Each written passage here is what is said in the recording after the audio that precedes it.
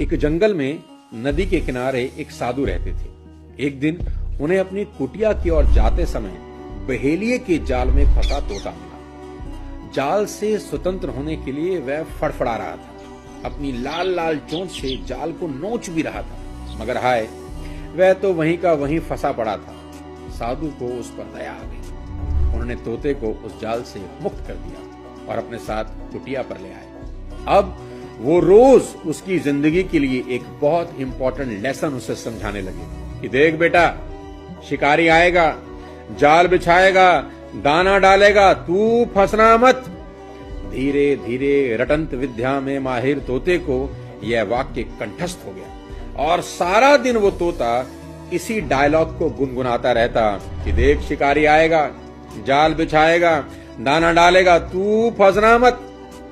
एक दिन जब आसमान में काले काले बादल मंडरा रहे थे, बड़े जोरों की हवा चल रही थी, तो किसी शिष्य की असावधानी से उस पिंजरे का दरवाजा खुला रह गया। शाम के टाइम साधु की निगाह उस पर पड़ी तो तोता उड़ चुका था। उन्हें बड़ा कष्ट हुआ।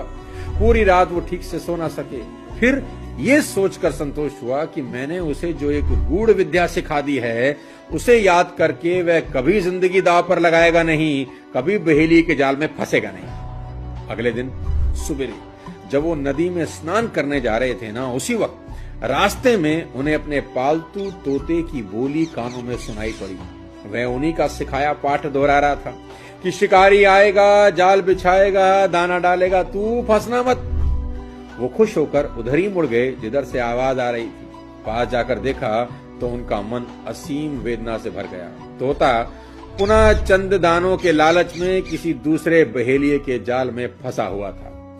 स्वतंत्र होने के लिए छटपटा रहा था और बड़ी मुस्तैदी से वह सीख भी रटते जा रहा था। क्या? शिकारी आएगा, जाल बिछाएगा, दाना डालेगा, तू फंसना मत। लंबी सांस लेकर साधु ने माथे पे हाथ रखा और सोचा कि सिर्फ रटने से ही इसकी मुक्ति कैसे होती। काश कि इसने इस बात पर अमल भी किया होता। पता होने से जीवन में कुछ नहीं होता, अमल करने से होता है। ऐसे कहा जाता है कि ज्ञान शक्ति नहीं, यह केवल क्षमता है।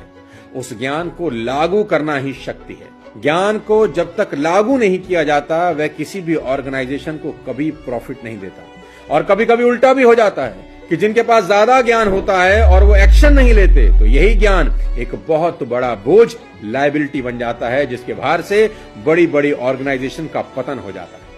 इसलिए लागू करो, सीखो नहीं।